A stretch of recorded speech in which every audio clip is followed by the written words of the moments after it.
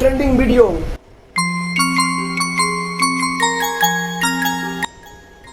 কিরে আমরা যে হলুদ বুঝি কেডা? নিশ্চয়ই বদমাশের কাজ। আজকে আবার খাইছি রান্না গুমুর রান্নার হলুদ নাই।